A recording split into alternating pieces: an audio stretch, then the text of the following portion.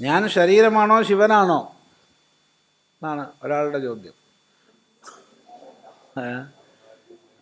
ഏതായാലും ശിവനാണെന്ന് അറിഞ്ഞാൽ പിന്നെ ചോദ്യം വരില്ലല്ലോ.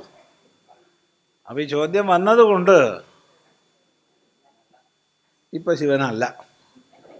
അതുകൊണ്ട് ശിവനെ പൂജിച്ചോളുക, ശിവനെ ഉപാസിച്ചോളുക, ശിവനെ ജപിച്ചോളുക. ചോദ്യം വന്നതുകൊണ്ട് ശിവന് ഞാൻ ശിവനാണോ എന്നുള്ള ചോദ്യം വരില്ല. നല്ല ലക്ഷണമാണ്, ചോദിക്കണം, നല്ലതാണ്. ഞാൻ പരമാത്മചൈതന്യമാണെന്നും അതേസമയം വ്യവഹാരത്തിൽ ഞാൻ ശരീരമാണെന്നും ഒരേ സമയം അനുഭവമാകുമോ? ഞാൻ വ്യവഹാരത്തിൽ ശരീരമാണെന്ന് എല്ലാവർക്കും അറിയാമല്ലോ, ഏത് വിജ്ഞാനിക്കും അറിയാമല്ലോ. ഏത് ബ്രഹ്മനിഷ്ഠനും ശരീരധർമ്മമുണ്ട്. ഏത് ബ്രഹ്മനിഷ്ഠനും ശരീരധർമ്മമുണ്ട്.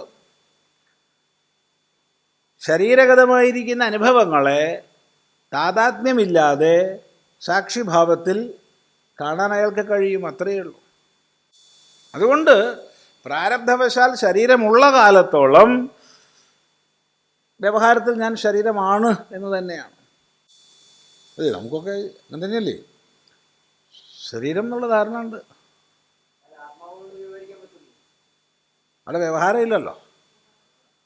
അപ്പോൾ വ്യവഹാരത്തിൽ ശരീരഭാരമുണ്ട്. അപ്പോൾ പിന്നെ അജ്ഞാനിക്കും ജ്ഞാനിക്കും ഒരുപോലെ ശരീരഭാരമെങ്കിലോ അവിടെ ഈ ഒറ്റ വ്യത്യാസമേ ഉള്ളൂ. ശരീരഗതമായിരിക്കുന്ന അനുഭവവിശേഷങ്ങളെ താതാത്മ്യപ്പെടാതെ മാറി നിന്ന് നോക്കാനും സാക്ഷിഭാവത്തിൽ വ്യവഹരിക്കാനും ജ്ഞാനിക്ക് സാധിക്കും.